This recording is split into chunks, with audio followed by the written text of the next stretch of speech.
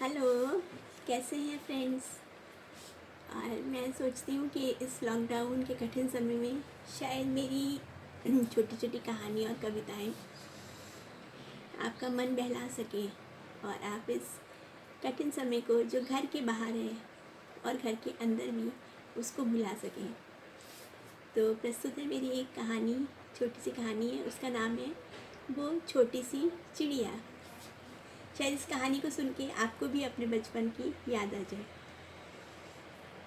वो छोटी सी चिड़िया। मुझे बचपन के वो दिन याद आते हैं जब वरांडे और आंगन में छोटी सी चिड़िया फुदकती रहती थी। ज़मीन पर पड़े छोटे छोटे चावल दाल के दाने छोटे छोटे कीड़ों को चुनती हुई। उस समय गौरैया हम लोगों की दोस्त हुआ करती थी। पूरी पूरी दोपहर बैठकर उसके क्रियाकलाप देखते रहते। मुझे याद है कि घर में लगे डक्ट कूलर में वो घोंसला बनाती थी। एक एक तिनका तिनका चुनकर वो घोंसला बनाती और थोड़े दिनों में ही उनमें से ची ची करते बच्चों की आवाज़ आने लगती। चिड़िया अंडों को सेते हुए उन पर बैठी रहती और काली कलगी वाला चिरौंटा दाने ला ला कर बच्चों को खिलाता। बच्चों के होने के बाद चिड़िया चिरौंटे दोनों फुर्र से उड़कर जाते और लौटते समय मुंह में दाने दबा कर लाते। वो अपने नन्हे नन्हे बच्चों की कोमल चोंचों से अंदर उन दानों को डालते। जब माता पिता लौट कर आते तो बच्चे ची ची करके शोर मचा देते। एक बार एक छोटा बच्चा घोंसले से नीचे गिर गया। एकदम कोमल गुलाबी गुलाबी और गुलाबी चोंच। वो उल्टा पड़ा हुआ था। सबने कहा कि अगर उसको छुआ तो चिड़िया पे छोड़ देगी और दाने नहीं खिलाएगी। हम बच्चे दिन भर परेशान रहे। शाम को हमारे एक नौकर ने उसको कागज़ में लपेट कर उठाया और घोंसले में वापस रख दिया। पता नहीं उसकी माँ ने उसे स्वीकार किया या नहीं, मालूम नहीं हमें। बचपन की एक घटना और याद आती है जब गर्मी के मौसम में बंद खिड़की दरवाजे में एक चिड़िया कैद हो गई। छत पे लटका पंखा तेजी से चल रहा था। पंखे की तेज हवा से बचती हुई चिड़िया इधर से उधर दीवारों से टकराती रही और अंत में पंखे की ब्लेड की चपेट में आ गई और कट कर लहूलुहान होकर खट्टे से फर्श पर गिर पड़ी। उस हृदय विदारक दृश्य को देखकर हम लोग सन्न रह गए थे। आज भी घटना याद आते ही रोंगटे खड़े हो जाते हैं। तब से हम लोगों की आदत पड़ गई है कि गलती से यदि कोई चिड़िया कमरे में आ गई तो तुरंत पंखा बंद कर देते हैं। सालों साल निकल गए, बचपन बीत गया, जिंदगी चलती रही।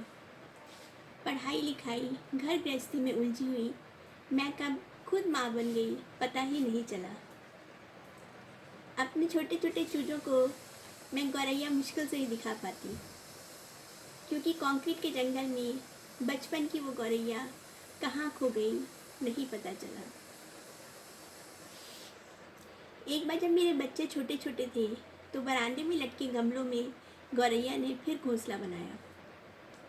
छोटे छोटे तिनके घास फूस ला लाकर अपना छोटा सा घरौंदा बनाना शुरू किया।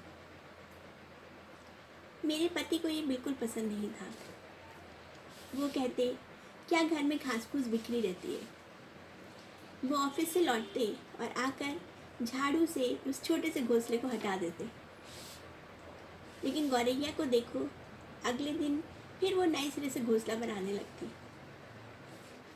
एक दिन मेरे पति टूर पे चले गए, बस मेरे बच्चों की बनाई। वो रोज़ गौरैया का घोंसला बनाते देखते। उसका घोंसला बन गया और शायद उसमें नए जीवन के लक्षण भी प्रकट होने लगे। 15 दिन बाद जब मेरे पति टूर से आए तो हंसते हुए बोले, अरे इस बदमाश ने फिर घोंसला बना लिया।